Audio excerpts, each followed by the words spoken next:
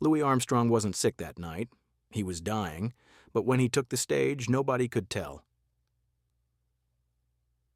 1945, Los Angeles. At one of the music industry's most prestigious events, Louis was the guest of honor, but there was a truth that even his friends could see. Louis's color was pale, his hands were trembling. He was struggling to breathe. A 3-week grueling tour had completely exhausted his already weakened body. Everyone in the hall looked at Louis with respect, the legend, the icon, the living monument of jazz history. But one person thought differently. A 23-year-old, handsome, blonde, white-suited young guitarist, Tommy Blake. Tommy walked onto the stage, took the microphone, and turned to Louis. "Satchmo, since you're so famous, let's see you play this guitar." The hall froze. Louis, sick, tired, and exhausted, stood up, and what he did next ended Tommy Blake's career, but immortalized Louis's legend. So what really happened that night, and why could Tommy Blake never perform on stage again? The answer reveals one of music history's most powerful lessons about respect, humility, and what happens when arrogance meets true greatness. If this story has already captured your attention, please subscribe to our channel. Because what you're about to discover is a story about karma, dignity, and how one moment of disrespect can destroy everything you've built. But this story doesn't begin on that night in Los Angeles. It begins 3 weeks earlier in New Orleans, where Louis Armstrong was about to embark on what would become the most physically punishing tour of his career. Louis was 44 years old in 1945, and though he was at the peak of his fame, his body was showing the wear and tear of decades of constant performance. Louis had been touring almost non-stop since he was 19 years old. 25 years of traveling, performing, sleeping in different beds every night, eating irregular meals, breathing in smoke-filled clubs and theaters, pushing his body beyond its natural limits because that's what the music demanded, and that's what audiences expected. His doctors had been warning him for years to slow down, to take breaks, to give his body time to recover. But Louis couldn't slow down, not because he was greedy for money or fame, but because he felt a responsibility to his audience, to his band members who depended on him for their livelihoods, and to the music itself, which he believed had saved his life and therefore deserved his complete dedication. The 3-week tour that preceded the Los Angeles Gala was supposed to be a relatively easy run, 8 cities, 12 performances, nothing Louis hadn't done 100 times before. But from the very first show in Houston, things went wrong. Louis developed what he thought was a simple cold, the kind of minor illness that performers learn to push through. But the cold didn't go away. It got worse, settling deep in his chest, making breathing difficult, turning his usually powerful voice raspy and strained. By the second week, Louis was running a fever every night, sweating through his suits, coughing so hard backstage that he had to sit down between songs to catch his breath. His manager, Joe Glazer, begged him to cancel the remaining shows to go home and rest, but Louis refused. "People bought tickets to see Louis Armstrong," he said. "I'm going to give them Louis Armstrong." And so he pushed through, performing every scheduled show even as his body screamed for him to stop. What Louis didn't tell Joe Glazer or anyone else was how bad he really felt. The chest pain that started in week 2 wasn't just from coughing. It was sharp, stabbing, frightening in its intensity. Louis had experienced hard times before, had pushed through exhaustion and illness countless times, but this felt different, more serious, more dangerous. At night, lying in whatever hotel room he was staying in, Louis sometimes wondered if he would wake up the next morning. But morning always came, and with it, another show to perform, another audience waiting, another night of giving everything he had even when he had nothing left to give. By the time the tour ended and Louis arrived in Los Angeles for the music industry gala, he was running on fumes, his body held together by willpower and stubbornness, and a lifetime of learning to ignore pain in service of something larger than himself. The information in this video is compiled from documented interviews, archival news, books, and historical reports. For narrative purposes, some parts are dramatized and may not represent 100% factual accuracy. We also use AI-assisted visuals and AI narration for cinematic reconstruction. The use of AI does not mean the story is fake. It is a storytelling tool. Our goal is to recreate the spirit of that era as faithfully as possible. Enjoy watching. While Louis Armstrong was pushing his body to the breaking point on tour, Tommy Blake was living a very different kind of life in Los Angeles. Tommy was 23 years old, impossibly handsome with blonde wavy hair, sharp features, and the kind of confident smile that came from never having experienced real hardship. Tommy had picked up the guitar at 16, discovered he had natural talent, and by 20 had managed to charm his way into session work with some of Hollywood's biggest studios. He was good, not great, but good enough, and his looks and charm did the rest of the work. By 23, Tommy Blake had multiple record label executives competing to sign him, movie producers wanting him for film soundtracks, and a growing reputation as the next big thing in popular music. He dressed in expensive white suits, traveled with a bodyguard not because he needed protection, but because it made him look important, and had developed the kind of arrogance that comes from success arriving too easily and too early. Tommy Blake's rise had been so rapid and so effortless that he had never learned one of life's essential lessons: respect for those who came before you. To Tommy, older musicians like Louis Armstrong were dinosaurs, relics of a past that was no longer relevant in the modern world of 1945. Tommy saw jazz as old-fashioned, saw Louis's traditional style as outdated, saw the respect that industry veterans showed Louis as misplaced nostalgia rather than earned recognition. In Tommy's mind, he was the future and Louis was the past, and the sooner the past made way for the future, the better. What Tommy didn't understand, what he couldn't understand because he'd never experienced it, was that respect isn't given based on current popularity.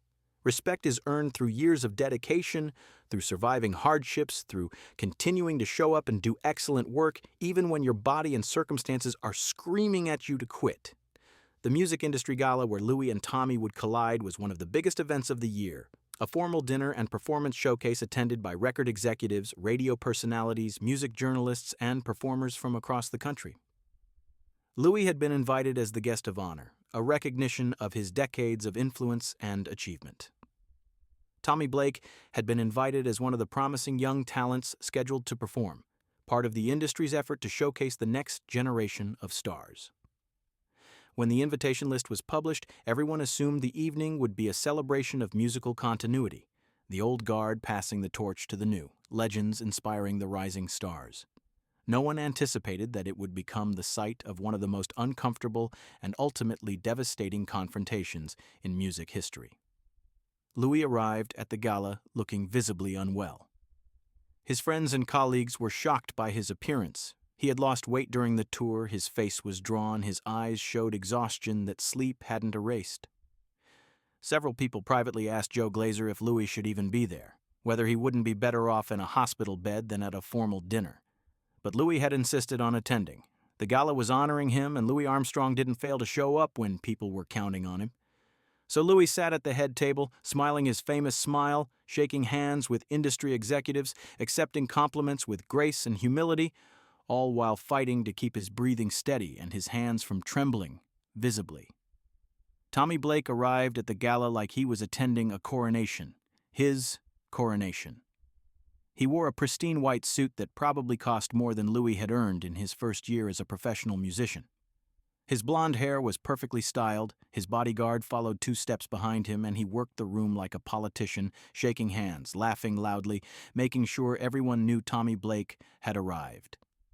When Tommy saw Louis Armstrong sitting at the head table looking pale and exhausted, Tommy didn't feel sympathy or respect.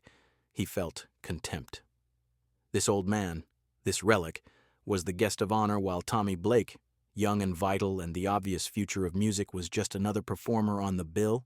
It felt like an insult, and Tommy Blake had never been good at accepting what he perceived as insults. Do you think younger generations should automatically respect their elders, or does respect need to be earned regardless of age? Share your thoughts in the comments. The dinner portion of the evening passed without incident. Speeches were made, awards were presented, Louis was honored with a lifetime achievement recognition that brought the entire room to its feet in applause. Tommy Blake clapped politely but minimally, his jaw tight with resentment. When the performance portion of the evening began, several acts performed: singers, instrumentalists, small ensembles showcasing different styles and eras of American popular music. The audience was appreciative. the atmosphere warm and celebratory, and then it was Tommy Blake's turn. He walked onto the stage with his guitar, that confident smile beaming, and performed a technically proficient but emotionally empty arrangement that showcased his skill while revealing nothing about his soul. The applause was polite, but not enthusiastic. The industry veterans in the room recognized talent when they saw it, but they also recognized the difference between technical ability and genuine artistry. What happened next would be debated and analyzed for decades afterward. When Tommy finished his performance, instead of leaving the stage as scheduled, he remained standing at the microphone. He scanned the audience, found Louis Armstrong sitting at the head table, and in a voice dripping with condescension said, "You know, Satchmo here is supposed to be one of the greatest musicians alive, but I've been wondering, can he play guitar? Can the great Louis Armstrong handle a real instrument, or is he just a trumpet player who got lucky?" The room went silent. Not the respectful silence of an audience waiting for the next performer, the horrified silence of people witnessing something that shouldn't be happening, something that violated every unspoken rule of professional courtesy and human decency. Louis sat at the head table, his face unreadable. People around him looked at him with sympathy and concern, waiting to see how he would respond to this public disrespect. Joe Glaser started to stand up, ready to defend his client and friend, but Louis put a gentle hand on Joe's arm and shook his head. Then, moving slowly because his body hurt and he was exhausted and sick, Louis Armstrong stood up. The room watched in breathless anticipation as Louis walked from the head table toward the stage, his steps careful and measured, his breathing audible even from a distance. Tommy Blake stood on the stage with his guitar and that arrogant smile, waiting for Louis to decline the challenge, to make excuses about being tired or not knowing how to play guitar, to give Tommy the public humiliation he was clearly seeking. If you're feeling the tension of this moment, please subscribe. What happens next will restore your faith in justice. Louis climbed the stairs to the stage, a simple action that required enormous effort given his condition, and stood next to Tommy Blake. Up close, the contrast between them was stark. Tommy was young, healthy, vibrant, dressed in expensive clothes, radiating the confidence of someone who had never truly struggled. Louis was middle-aged, visibly ill, wearing a suit that had seen better days, carrying the weariness of someone who had given everything to his art for decades. Tommy handed Louis the guitar with a smirk that said, "Let's see you embarrass yourself." Louis took the guitar, adjusted it in his hands, and for a moment said nothing. The silence stretched uncomfortably. People in the audience started to whisper. Was Louis going to refuse? Was he going to walk off stage? Was he going to acknowledge that he couldn't do what Tommy was demanding? Then Louis looked directly at Tommy Blake and said quietly but clearly, "What would you like me to play, son?" The word son was gentle, not condescending, almost paternal. Tommy, emboldened by what he perceived as Louis's weakness, said, "Play something impressive. Show us what the great Satchmo can do." Louis nodded slowly, looked down at the guitar in his hands, and then began to play. What came from that guitar in the next 3 minutes wasn't just impressive. It was transcendent. Louis played a jazz arrangement of St. Louis blues that showcased technical mastery Tommy Blake could only dream of achieving. The notes flowed effortlessly, the rhythm was impeccable, the emotional depth was profound. Every phrase told a story, every chord change carried meaning, every moment was exactly what it needed to be and nothing more.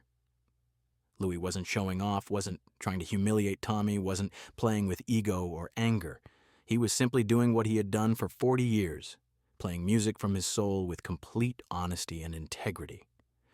As Louis played, the room transformed. The uncomfortable whispers stopped. The sympathetic looks at Louis turned to amazement. And on stage, Tommy Blake's arrogant smile slowly faded, replaced by an expression of dawning horror as he realized what he had done.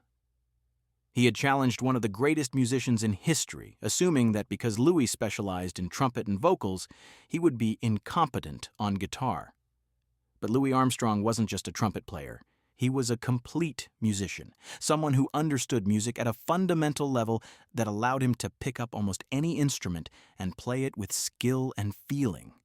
And now, In front of the entire music industry, Tommy Blake's ignorance and arrogance were on full display.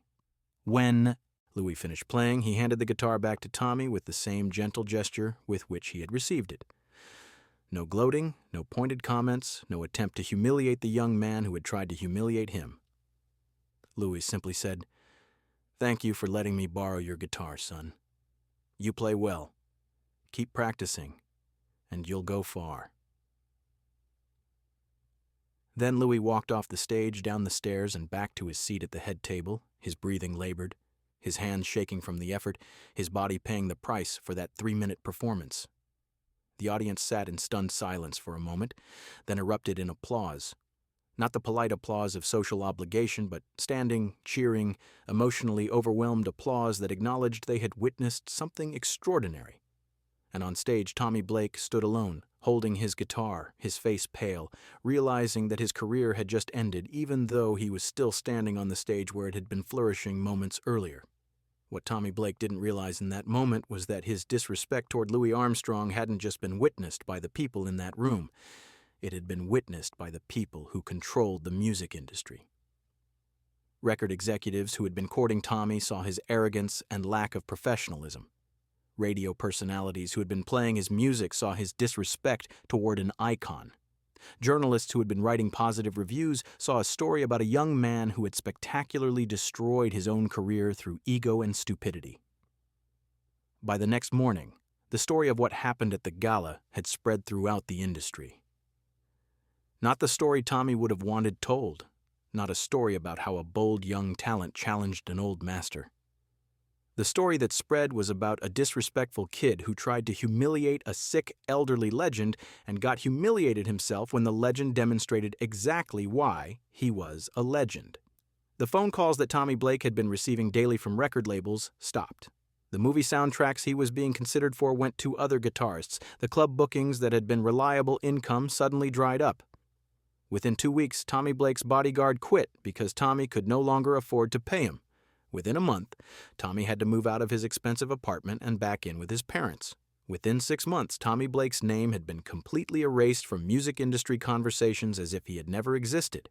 The young man who had been the next big thing became a cautionary tale, a name whispered as a warning to other rising stars about what happens when you disrespect your elders and the art itself. Tommy Blake tried for years to rebuild his career. He sent demos to record labels, played in small clubs for minimal pay, tried to network his way back into the industry's good graces. But the stain of that night in Los Angeles wouldn't wash off. Every time someone was about to give Tommy a chance, someone else would mention the Louis Armstrong incident, and the opportunity would evaporate. Music industry professionals are willing to forgive many things, difficult personalities, unreliability, even limited talent. But they don't forgive public disrespect toward legends, especially legends as universally beloved as Louis Armstrong. Tommy had violated an unspoken code, and the punishment was permanent exile from the world he had briefly inhabited. What makes this story even more remarkable is what Louis Armstrong did after that night. Despite being publicly disrespected, despite being challenged when he was sick and exhausted, despite having every reason to feel anger toward Tommy Blake, Louis felt something else: pity. Louis remembered what it was like to be young and stupid, remembered his own youthful arrogance before life had beaten humility into him through hard experience. When Louis heard that Tommy Blake's career had collapsed, when he learned that the young guitarist who had insulted him was now blacklisted throughout the industry, Louis didn't feel satisfaction, he felt sadness, and so Louis did something that shocked everyone who knew about the incident. He tried to help Tommy Blake. 6 months after the gala, Louis called several record executives he knew and asked them to give Tommy Blake another chance. "The kid made a mistake," Louis said. "A big mistake, a stupid mistake, but he's young. Young people make mistakes. Don't let one bad night ruin his whole life." The executives listened respectfully to Louis. Everyone listened to Louis, but they didn't act on his request. The consensus was that Tommy Blake's behavior had been too egregious, too public, too revealing of character flaws that went deeper than a simple youthful error. Louis's intervention didn't save Tommy Blake's career, but it showed something essential about Louis Armstrong's character. Even when someone had tried to hurt him, Louis's instinct was toward compassion and second chances. Tommy Blake spent the next 30 years playing guitar in hotel lounges, wedding bands, and small clubs that couldn't afford better musicians. He never achieved the success that had seemed guaranteed in 1945, never recorded the albums or appeared in the movies that had been discussed before that fateful night. By all external measures, Tommy Blake's life after the gala was a failure, a steep, irreversible decline from promising young star to anonymous working musician scraping by on the margins of the industry he had briefly dominated. But something interesting happened to Tommy during those 30 years of obscurity. He learned humility. He learned gratitude. He learned that technical skill matters far less than artistic integrity. And he learned, too late to save his career, but not too late to save his soul, the lesson Louis Armstrong had been trying to teach him that night in Los Angeles. Respect isn't optional, it's essential. In 1971, when Louis Armstrong died at age 69, Tommy Blake was among the thousands who attended a memorial service held in Los Angeles.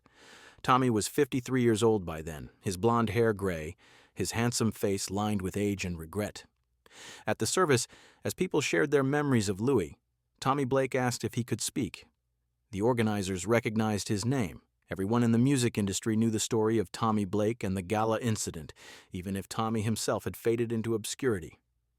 They hesitated, unsure whether giving Tommy a platform was appropriate, but something in Tommy's face, some genuine emotion, convinced them to let him speak. Tommy Blake stood in front of a room full of music industry professionals, many of whom had been present at the gala 26 years earlier, and told his story. Not the version he might have told in his youth, full of excuses and deflection, but the true version, full of accountability and regret. "I was 23 years old and thought I was the greatest thing to ever happen to music," Tommy said, his voice shaking. "I looked at Louis Armstrong, this man who had revolutionized jazz, who had overcome poverty and racism and 1,000 obstacles I never had to face, and I saw weakness. I saw an opportunity to make myself look bigger by making him look smaller. I was cruel because I was ignorant, arrogant because I was stupid, disrespectful because I had never learned to respect anything or anyone." Tommy continued. "Louis had every reason to hate me after what I did. He had every right to use his influence to make sure I never worked again. But when he heard my career had collapsed, you know what he did? He tried to help me.